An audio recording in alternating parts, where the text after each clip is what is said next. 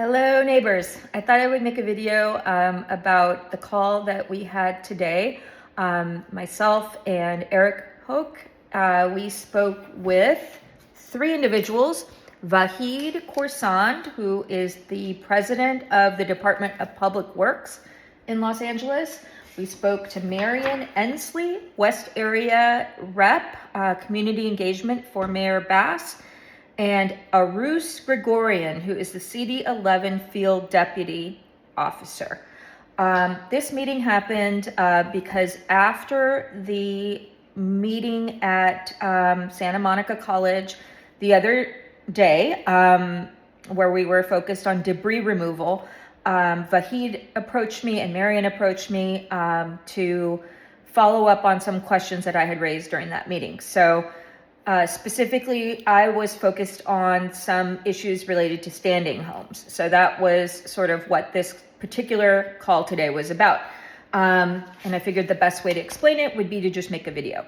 So Vahid, just so you know what he does and what this department does, the Department of Public Works that he's in charge of oversees 5 bureaus. That's engineering, contract administration, street services, sanitation, and street lights for the city. So that's his job. He's in charge of that. Marion is the West Area Rep for the mayor. So we started out talking about challenges related to getting up to the Palisades and what a mess it's been and how disorganized and frustrating it's been for residents who are trying to get to their home. That led us to a conversation about communication, and that, you know, we're all sort of bombarded with different emails and, you know, we're all on WhatsApp trying to figure out what's going on. We don't really have a unified voice, a unified place that we can go and get, you know, answers to questions that we need. We emphasized to the folks from the city who are on this call a need for, I suggested, daily briefing, preferably even twice a day, but at least daily, from one individual who is sort of the leader, who is communicating what is happening on this particular day, what are the basics we need to know, what sort of the next steps, sort of similar to kind of what was happening during COVID when there would be like a daily update. So until we get that, I'm just going to post my own daily updates, and you all can follow along, and I'll let you know what I know. And if you have particular questions that you would like answered, you can ask me, and I will do my very best to get them answered for you, and I'll share them with everyone since a lot of people have the same questions. Back to the meeting. So Eric's situation is his home is standing. He is in an area that is, you know, the large majority of homes are still standing, but he is adjacent to Sunset Mesa, which, you know, was hit very hard.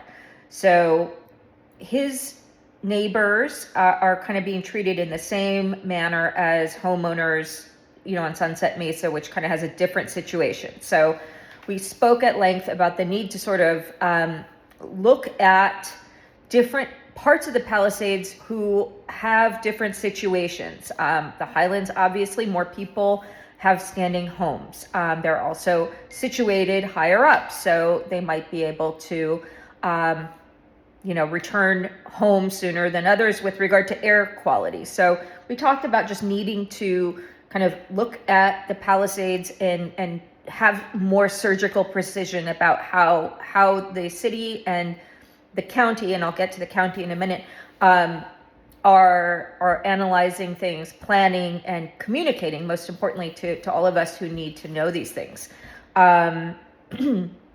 So we talked about, you know, Eric emphasized who is making the decisions and when. We've got kind of all of these different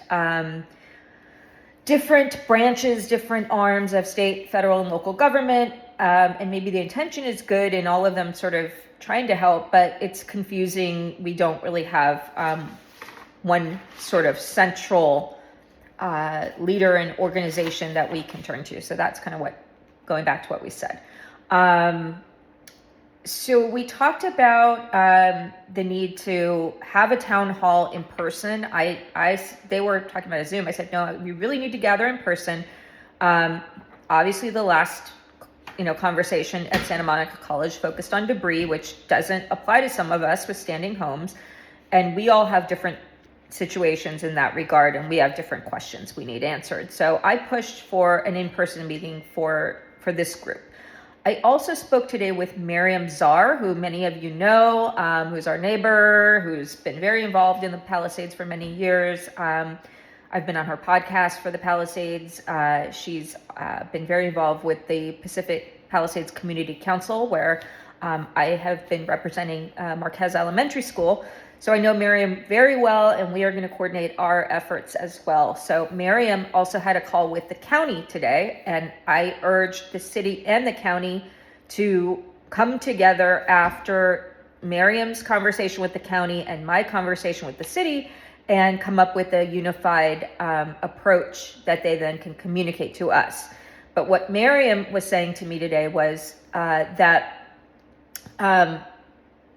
there is a desire for certain pockets of the Palisades to be focused on and prioritized first, and then move to the next and the next. So for example, starting with the Highlands, where, as I said, it seems like more people could be able to safely return sooner than others. Starting there and coming up with the plan and approach for working and prioritizing that area, getting people safely back home. Something Eric brought up on the call with the city was, we need information from LADWP, the gas company, all of, sewage, all of this. We need to understand from them what they're working on, where they are working, what the timeline is, for residents to expect a return of basic services, and that should be not just blanketly applied to the entire Palisades, but obviously with more surgical precision, as I'm saying, starting with, for example, in the Highlands or Eric Street, where most homes are standing. You get the point. I'm not being precise when I use these examples, but figuring out where to prioritize and hopefully getting those folks back sooner than later, as soon as it's safe, and then moving on to the next and the next and the next. And then that would allow people like me, for example, I have a standing home on a street, J. Conway, that is largely decimated, and Marquez Elementary School at the bottom of my street burned. So I'm not going to be able to return home for probably a longer period of time than some. But I have this situation, which other people have as well, with insurance not understanding the gravity of the situation, which I don't know why they don't, but some of them seem like they don't. I got pushed back for signing a lease just through June, which I thought was crazy. So we talked about that these other people have that situation where they really cannot safely go back. They won't be able to safely go back for an extended period of time. And we need assistance communicating whatever needs to be communicated to our insurance companies. And one of the things Miriam and I talked about today was, getting a group together and putting together some documents and basically kind of getting on the same page vis-a-vis insurance, and coming to them more unified so that they then have to treat us more uniformly. I know even with my own insurance company, depending on the adjuster, people get different answers to the same question, which isn't right. I mean, obviously everyone has different policies, and that can impact the answer. But on things that should be uniform, sometimes we're getting different answers. So I think we're going to try to focus on how we can kind of band together and approach our insurance companies in a position of strength and organization, and kind of, get them to all give us the maximum benefits we are entitled to receive, either under our policies or California Fair Plan or whatever the case may be. So that was that. We talked about the mayor's office was emphasizing these ROEs that went out today, ROE and opt-out forms.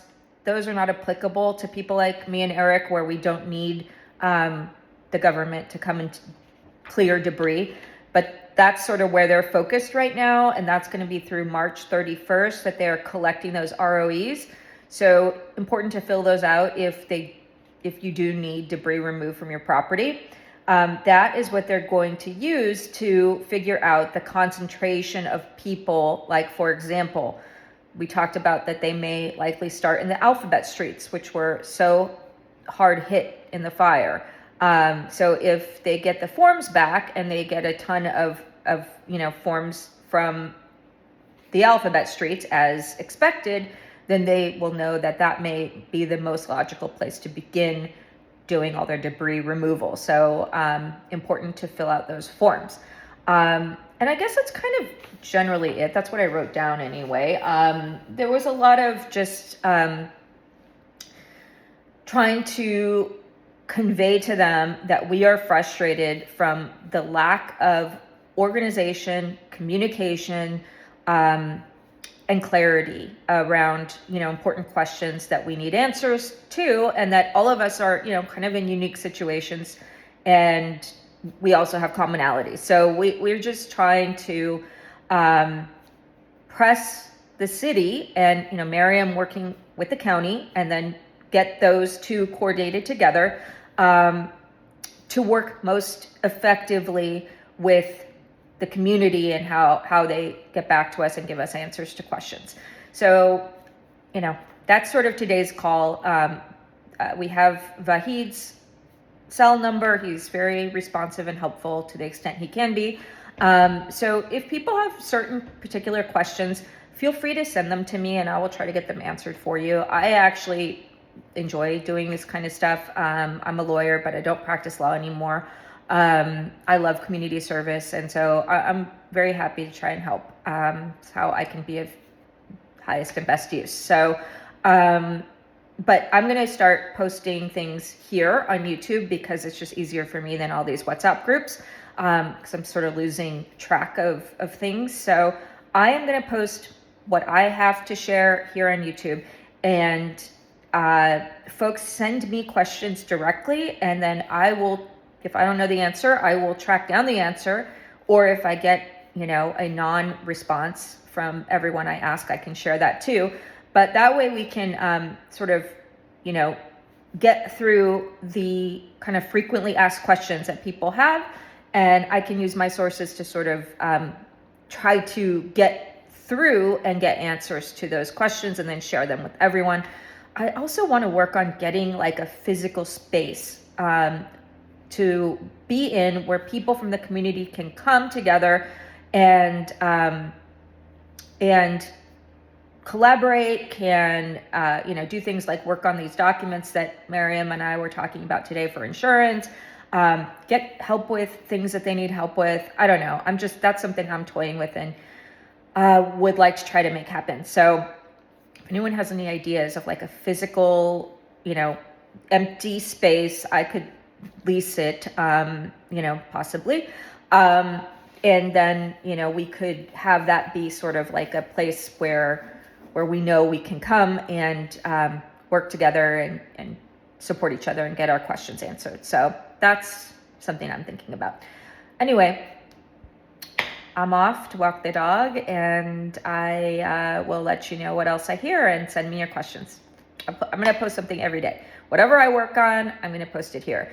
And that way it's just easy and clear, and people can follow along if they'd like. Thanks, guys.